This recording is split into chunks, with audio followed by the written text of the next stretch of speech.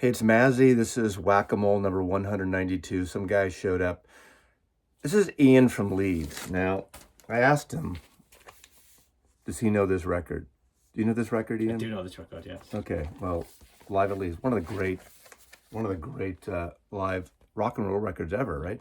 What time was this? Like 68, 69? I think so, 68, yeah. Okay, who the hell is Ian? So, Ian just interviewed me for a podcast he has. He's done these great books. I want you to talk to our viewers about your podcast. I'm going to grab your book and show it. And I'll put a link below to his podcast and where you can get the book, all that stuff, because he's visiting from England and he's doing record shopping and he was in Vancouver. Well, talk about your podcast. Yeah, so I'm visiting. I went to see Springsteen in Vancouver the other night, and then I've extended the trip to come down to Seattle to see Mazzy, and then I'm going to Portland as well. So I've just interviewed Mazzy for the podcast, which is called the Record Collectors Club Conversations Podcast. You can find it on Spotify, Apple Music, Amazon. This is volume 2 of my book. So it's called Conversations with Record Collectors. This is heavy. It's about... in America, we have book rate. Do you have book rate for mailing? No. Because books and records, it's called media mail. Okay. That's why it's cheap to send books. This is a motherfucker of a... So some people in the US and Canada bought that this volume. This came out in April. Volume 1 came out just after the pandemic. As Mazzy said, they'll be available again early next year, and put a link to my website and all that kind of stuff on there. But yeah, so I'm lucky to be in Mazzy's house. His record collection is absolutely incredible, as we all know. So yeah. So we're gonna pull some records and talk about it for a few minutes. When I have guests on the Whack-A-Mole, it's not the total random thing. So just chill out there. We're not cheating, but we're just showcasing. It's nice to meet new people and share music, right? All right. So we haven't even started yet. I'll grab one to start while I'm grabbing you. Look and pick whatever you want. Okay. Here we go. He's looking, which is okay. That's fine. Okay, I just pulled random. Oh, we just talked about this. This is the debut album by Cooder. This is his first album, Cooder, produced by Van Dyke Parks and Lenny Waronker. Lenny Waronker, one of the A&R Warner Brothers producers. This has a lot of covers on here for the most part. I think, are they all covers? One original called Available Space. But like a lot of artists in Warner Brothers at the time, a lot of people did Randy Newman songs. And he does a version of Old Kentucky Home, that great Randy Newman song. It's been covered many times. I think Three Dog Night covered it as well. But songs by blues artists like John Estes, Blind Willie Johnson, R&B, Arthur Blake, Woody Guthrie, of course, Do Re Mi, One Meatball, and other things. But this is a great record. Chris Etheridge on here. Roy Estrada. Roy Estrada was one of the original members of the Mothers of Invention and Little Feat. And that's it, the first Cooder record. I love this record. This really changed my life, my favorite guitar player. Okay, so I've cheated a little bit because when I woke up this morning, I looked on Instagram and a few people had posted this because it's 50 years to the day since Nick Drake died. So, this record, the 3 records of Nick Drake, I got introduced through my dad. And obviously everybody knows how great this one is, and 5 Leaves Left, and the other one, I can't remember the name of it now. Pink Moon, sorry. But yeah, these records are absolutely superb. I don't really know how much else to say about it because produced by Joe Boyd. Yeah. Actually, funnily enough, I went to a festival in the summer, End of the Road Festival, and Joe Boyd was doing a talk, and we sat and listened to him, and he was a really interesting guy to listen to. I just picked up his new book, which is massive. That's what he was promoting. It's going to take forever to get through it, but I've been little by little getting through it, of sort of world music and how it affect the Western verses, not a verses, but influences from a lot of music from Africa and South America, and influence on Western music. I just did a random pull. Now this is probably one of her MOR records in a way, Linda Ronstadt. This is a promo copy here. This is a copy from my friend Coleman's collection, who actually was a friend of Linda Ronstadt. This has that that schmaltzy hit from the cartoon. So I think was that the mouse cartoon? Don't know how much. A duet with Aaron Neville. Is that the one that was on the that little mouse movie with a cartoon character? It's sort of a analogy or a parable like immigrants, Jewish Russian immigrants come to America. I think Spielberg produced it. Help me out here. Nobody knows what I'm talking about. Produced by Peter Asher, like everything else. I'm a fan of Leonard Ronstadt, even the schmaltzy stuff. But what a voice. And I don't know this album well. Again, I got it from Coleman's collection, but it's from 1989 on Elektra Records. For Springsteen, Nebraska. Obviously, like I said, I've just been to see Springsteen in Vancouver. He played Atlantic City on that night as well. He had been playing Reason to Believe quite a lot on this tour, but he didn't on Friday night. One of my favourite Springsteen records. Obviously, they're just going to make a film of this. That's interesting. I didn't realize it's just really based around this period. It's just going to be based around this period and him writing this record basically in his house, in one room in the house. It's got forget who's playing the guy from the Bear. Guy from the Bear, yeah. I forgot his name too. He's everywhere at the moment, isn't he? I can't he's a hot man at the moment. He's the guy who's not Timothy Chalamet playing Bob Dylan. And the word is, I'm surprised. I just heard that the Dylan movie, the biopic, is actually supposed to be pretty good. It's nice to just taking a segment of Springsteen because they're trying to do a whole life thing. Never works, right? Have you seen the trailer for the Dylan? I have. Yeah. Looks good. Comes out on Christmas Day over in the UK. It could be. So yeah, again, one of my favourite Springsteen records. I'm doing the random one, but because I don't know what to pull here.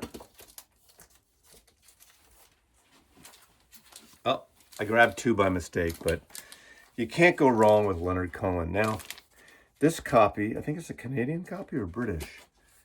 This is a British copy of songs of Leonard Cohen, which would have that orange label, right? Not the red one like America. Why did they go orange? Yeah, why did Seabiscuit go orange?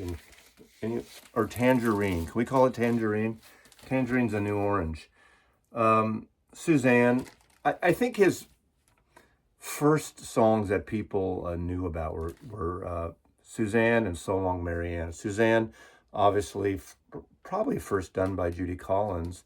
And she's the one that really kind of helped make him famous and literally pulled him on stage once to perform because I don't think he performed live until he was 30 years old, which in music terms in those days was kind of considered old. So Leonard Cohen, and of course, this is songs from Love and Hate. I love Leonard Cohen. Yeah. I only saw him, I think I only saw him once. And this was before his big comeback. I don't know if you remember. He went up the mountain or did his sort of retreat thing, and he came down and his manager stole all his money. And so he had a big comeback in his later life. And all of a sudden, this whole new young audience. I mean, when I got those tickets, someone gave me tickets to see him at Zellerbach on the Berkeley campus. I couldn't find anyone who wanted to go with me to see it. And it was like first 3 rows. Nobody wanted to go see Neil Young. Leonard Cohen, my old artists I'm mixing up here. It's an age thing. Sorry, Ian. But the last 10 years, everyone wanted to see Leonard Cohen. He had a great comeback. So I love it. Do you like Leonard Cohen? You do. They were the first 2 records I picked up from Leonard Cohen. That one and the other one with the white sleeve. I can't remember what that one's called. Songs from a Room. Songs from a Room. They were the first 3. I picked them up quite early as well. I've gone with R.E.M, Murmur. Again, a band that I've loved for a long time. Just finally trying to pick up the rest of the recent reissues of the 90s and early 2000s stuff. This was a random kind of pull from R.E.M. I do like a lot of the stuff. Obviously, Automatic for the People, amazing record. But yeah, Murmur, really enjoy this one. Not listened to it a while. Not listened to R.E.M for a while either, so I need to change that. That's the first one. Oh, I got into the EP Gardening at Night. Yeah. EP, and that's their first proper album. Produced by Mitch Easter out of Athens, Georgia. Now, I haven't played this record in a while. Okay. This is an American pressing of Rachel Sweet. Now, Rachel Sweet was on Stiff Records. Of course, Stiff Records out of the UK. Columbia had first refusal to their albums here. I got a lot of the Stiff Records imports of them. Of course, everyone from Nick Lowe to Elvis Costello Remember their great motto? You know the great motto Stiff had? If it ain't stiff, it ain't worth a fuck. I love that. The best motto from every record company. Rachel Sweet was this literally, I think she was like 15 years old or 16 years old. This kind of, almost like in America, later we had, I forgot, there was these mall girls. What were they called? There's two of them that were, I think We're Alone Now. Covered that one. Red hair. You're screaming at the screen right now, telling me it's these two girls, and I forgot their. Debbie Gibson was one, I think. I forgot the other one. But this is a good record. Tonight, which is a cover of, I forgot who wrote that, but produced by Martin Rushett, who did a lot of that new wave stuff. You remember Martin Rushett? I've heard the name, yeah. Was he the one who did the stuff in Manchester? Maybe I'm wrong about that. He did a lot of the new wavy post-punk stuff. This had I think that she was popular in the UK. You don't remember that. You're too young for that. But this is 1988 or 89? 1980. Well, early on. I mean, right, 1980. Anyway, Rachel Sweet, this album is Protect the Innocent. I mean, this young girl in leather. How creepy is that? Okay, I've gone with Country Joe and the Fish. A band that recently I've only just got into, and that's through a recommendation of a friend. Starting to get into a lot of blues and psych music quite recently since I did the second book, off the back of people kind of telling me to listen to it stuff. Found this record quite cheaply in Stockholm when I was there over the summer to go see Springsteen again. But yeah, really good blues rock. We've had a few records out, obviously, so still yet to pick up a few of them as well. But yeah, really enjoyed it. Do you have this one? I do have that one, yes. This is I consider this the most psychedelic of the San Francisco Bay Area. They're from Berkeley. They were produced by a guy named Sam Charters, who was a really blues archivist and producer, and worked out of the East Bay and did this great stuff for Vanguard Records, which was kind of originally a folk blues label. But this record is so good. This record, to me, is brilliant. And a lot of people forgot about this record. And it's a really well-recorded record. It sounds great. And it's not one that people cite. They do this one, or I Feel Like I'm Fixing to Die. Those two records are the ones. And then, of course, the third one, Rock and Soul Music, is on it. Together, it's called. And that's what they did, came around the Woodstock period when they did that rock and soul thing. But I love these records, and this one especially. I played this about a couple months ago, and I think I featured it. I'm not sure if it was in It's a Music Stupid episode, but it's one that people don't pick up, and they're cheap records. Yeah. Like I say, I picked mine up cheap for I think €10 or something like that. Okay, let's do one more each. One more each, right? Okay.